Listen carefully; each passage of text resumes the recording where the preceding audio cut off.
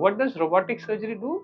We make these small holes, small tiny holes, 8 mm के holes होते हैं, कुछ होल्स हमें 12 mm के बनाने पड़ते हैं। हम उनके थ्रू रोबोटिक इंस्ट्रूमेंट्स पेट के अंदर इंट्रोड्यूस करते हैं। These are called robotic arms. तो बेसिकली एक रोबोटिक कंसोल होता है, एक पेशेंट कंसोल होता है जिसमें रोबोटिक आर्म्स होते हैं जो पेशेंट के अंदर जाते हैं, और एक सर्जन कंसोल होता है जिसके ऊपर सर्जन बैठ के उन आर्म्स को कंट्रोल करता है।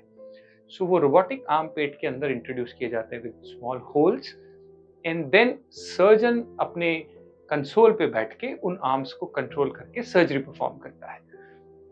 सो इन अप्रोचेस की बेनिफिट क्या है? सो बेनिफिट ये है कि आपको जो पेट की मसल्स हैं जो काटनी पड़ती हैं, स्किन, फिर उसके नीचे जो मसल्स हैं आप उसको काटते हैं अंदर पहुंचने के लिए, एक्सेस लेने के लिए, that is what causes the pain, that is what causes the morbidity.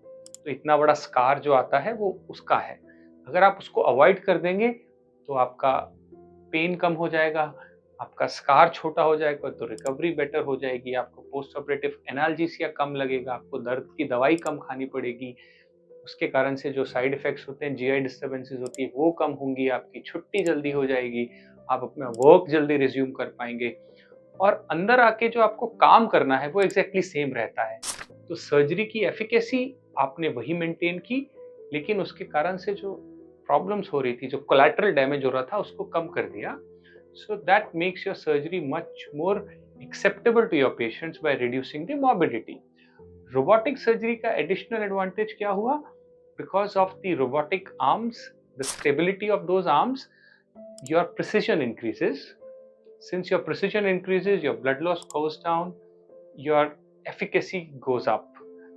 Because robotic arms are long arms, उसके अंदर जो डिग्री ऑफ फ्रीडम होता है वो बहुत ज़्यादा होता है। Robotic arms can move just like your wrists in 360 degree, they can reach anywhere, so you can access very difficult areas जो हम यूजुअली लेप्रोस्कोपिक सर्जरी से नहीं रीच कर पाते हैं। इवन ओपन सर्जरी में भी वो एरिया एक्सेस करने कई बार बहुत मुश्किल होते हैं, तो वो आप रोबोटिक सर्जरी में इजीली एक्सेस कर पाते हैं।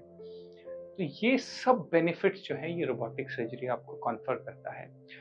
कैंसर के केस में हमें कई बार डाउट ये होता है कि क्या कैंसर का ट्रीटमेंट, क्या सर्जरी उतनी इफेक्टिव हो पाएगी जितनी हम ओपन करें? कई पेशेंट्स को ये डाउट होता है कि नहीं यार, हमें दूरबीन का ऑपरेशन नहीं कराना या रोबोटिक सर्जरी कराएंगे तो कैंसर पीछे छूट जाएगा, वो इतना इफेक्टिव नहीं होगा।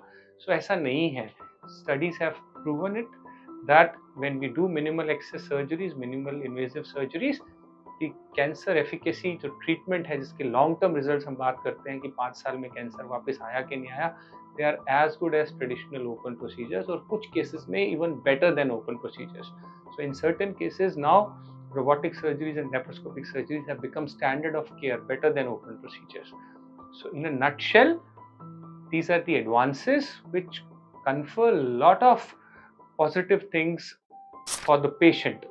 Patient की रिकवरी बहुत फास्ट हो जाती है, पोस्ट ऑपरेटिव पेन बहुत कम हो जाता है, एक्सेप्टेबिलिटी पेशेंट की बेटर रहती है, ओरल इंटेक जल्दी शुरू हो जाता है, आपका जो एब्सेंस फ्रॉम वर्क है वो बहुत कम हो जाता है, योर ओवरऑल हॉस्पिटल स्टे कम हो जाता है, and we do not compromise on long term outcome of cancer. So robotic surgery and laparoscopic surgeries are a definite advantage to patients. Thank you so much.